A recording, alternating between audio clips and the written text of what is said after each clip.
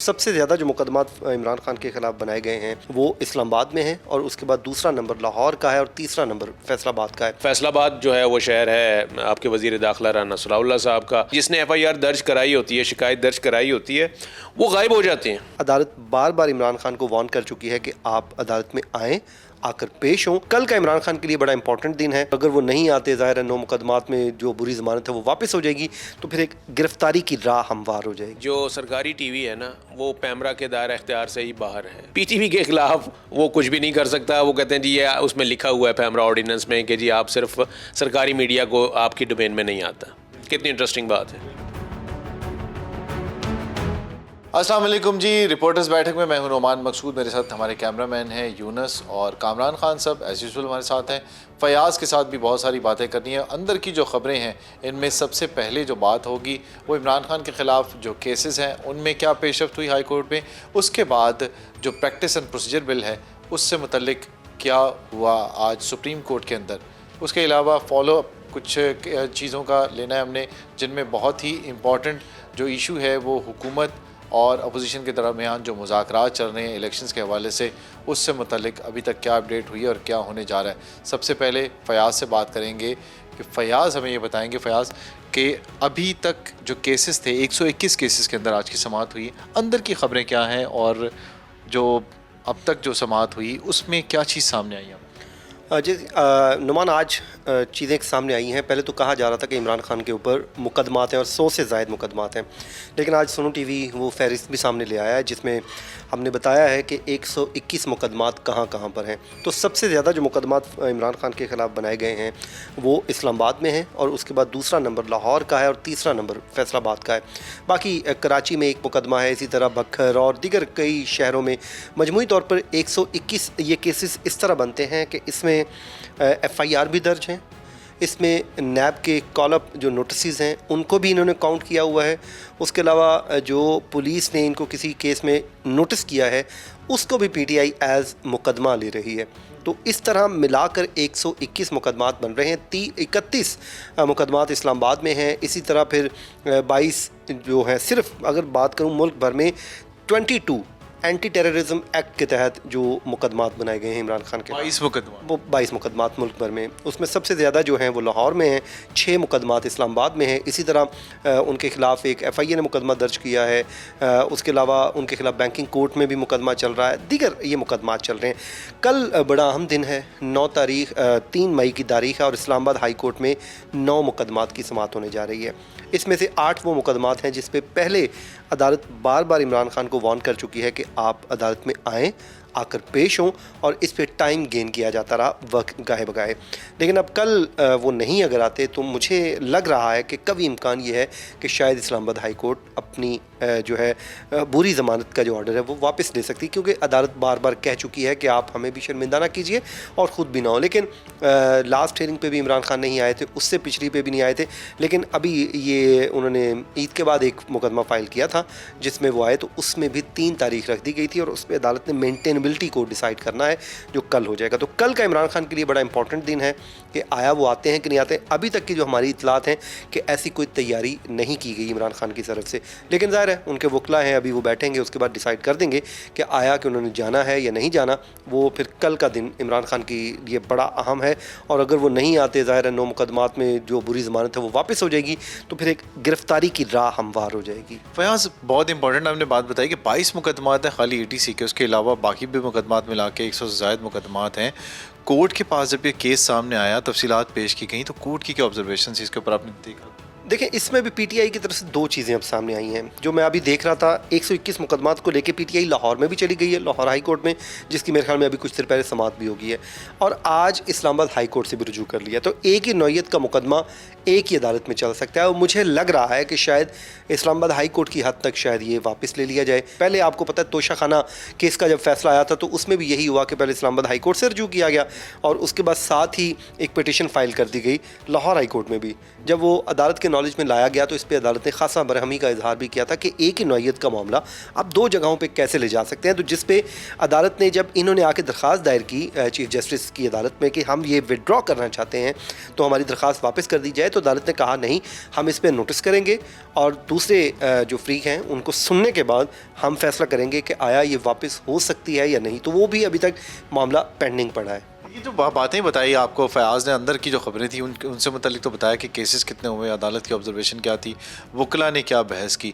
अब कामरान खान साहब से बात करते हैं कि इस तरह के केसेस सर आप पहले कभी किसी पॉलिटिशियन के ऊपर देखें? आपने 121 से ज़ायद मुकदमात हैं, मुख्तलिफ जगहों से उसे फंसाने की कोशिश की जा रही है और किसी न किसी तरीके से कोशिश यही है कि सज़ा हो जाए इमरान खान को। बिल्कुल, देखें ये इससे पहले मुख्तलिफ हुआ, इतनी बड़ी तादाद में तो नहीं थी FIRs, लेकिन होती रही हैं। अरशद शरीफ केस में आप देख लीजिए और इसी तरीके से जो आज़म सवाती केस में देख लीजिए, वहाँ पर यह हुआ है कि FIR मुख्तलिफ़ इलाकों में दर्ज हुई और हैरत अंगेज़ तौर पर FIR का जो स्क्रिप्ट, जो मवाद है, जो कंटेंट है, वो बिल्कुल आइडेंटिकल।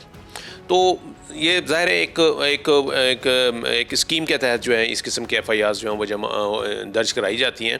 तो इमरान खान के केस में भी, जैसा भी फयाज़ ने बताया ना, कि आपको एक इस्लामाबाद, फैसलाबाद और लाहौर में सबसे ज़्यादा जो है ना वो, अब फैसलाबाद में शहबाज शरीफ साहब हैं, लाहौर में निगरान हुकूमत है नकवी साहब की, और फैसलाबाद जो है वो शहर है आपके वज़ीर दाखिला राना सलाउल्लाह साहब का।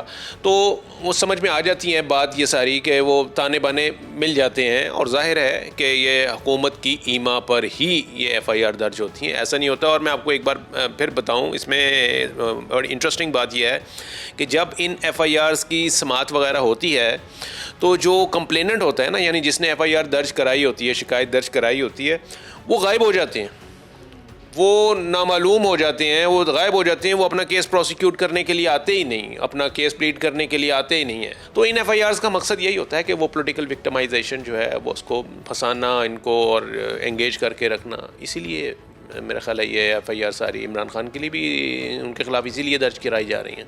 सर ये बताइएगा कि आपने कहा ना कि पहले माजी में, तो ये माजी में बड़ी हमने इस तरह की मिसालें मिलती हैं, ये को पहले इतनी बड़ी तादाद में नहीं, जिस तरह से कामरान साहब बता रहे हैं कि एक होगा। कायदा MKM ने जब स्पीच की थी तो उस टाइम भी उनके खिलाफ मुल्क भर में इस तरह एक वो कहते हैं बारिश हो गई, मुकदमात की मुहिम एक चली है। आपको याद होगा पीछे जावेद लतीफ़ के खिलाफ एक मुकदमा दर्ज किया गया था लाहौर में, PTV पे उन्होंने एक स्पीच की थी और उसका मुकदमा दर्ज हुआ और वो इस्लामाबाद हाई कोर्ट में आ गए। उसमें PTV की जितनी इंतज़ामिया है उनको भी शामिल कर दिया गया। तो उस पर तारिक महमूद जहांगीरी साहब ने एक मामला उठाया था, उन्होंने सवाल उठाया था, उन्होंने कहा था कि अगर जब आज़म सवाती के ऊपर मुकदमा दर्ज मुल्क भर में कहीं होते हैं या शहबाज गिल के ऊपर, तो आप शोर मचाते हैं, लेकिन आप भी वही काम कर रहे हैं जो आपके मुखालफिन कर रहे हैं। तो ये कानून की एक सरीहन वो कहते हैं खिलाफ वर्जी होती है। तो बुनियादी तौर पे जहाँ जिसका मौका मिलता है वो ये काम करता है, विक्टिमाइजेशन होती है और इसका कोई ताल्लुक़ नहीं है कोई कानून की हुक्मरानी कायम करने से।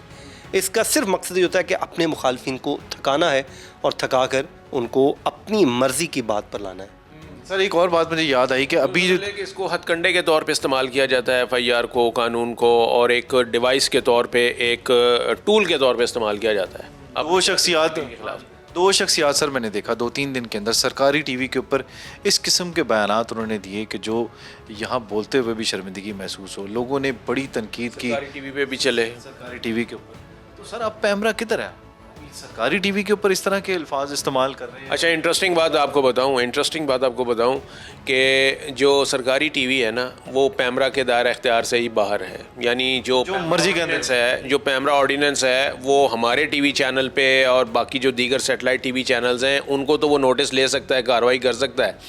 PTV के ख़िलाफ़ वो कुछ भी नहीं कर सकता। वो कहते हैं जी ये उसमें लिखा हुआ है पैमरा ऑर्डिनेंस में कि जी आप सिर्फ सरकारी मीडिया को आपकी डोमेन में नहीं आता।